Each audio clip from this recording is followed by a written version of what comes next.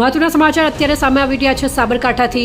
સાબરકાંઠા જિલ્લામાં સતત બીજા ગ્રાહકના ખાતામાંથી પણ પૈસા ઉપડી ગયા।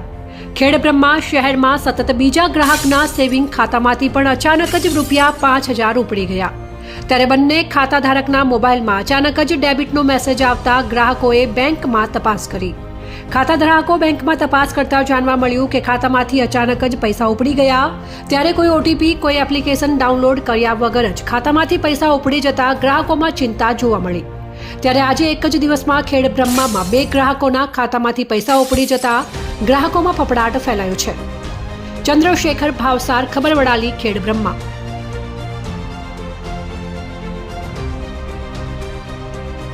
રમેશ કુમાર રામજી ગણજારા મારું નામ અને મારું એકાઉન્ટ બેંક ઓફ બરોડામાં ચાલે છે, જેમાંથી 5000 રૂપિયા 12 વાગ્યાને સમથિંગ કપાઈ ગયા છે।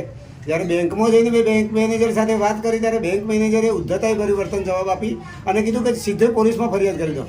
તો બેંક મેનેજરની જવાબદારી શું? બેંક મેનેજરને શા માટે બેસાડવામાં આવે છે? ખાલી ને ખાલી લોકોને આવા જવાબ આપી દેવાના કે બેંકમાં પોલીસ સ્ટેશન જતા રહો, સાયબર ક્રાઇમમાં ફરિયાદ કરી દો।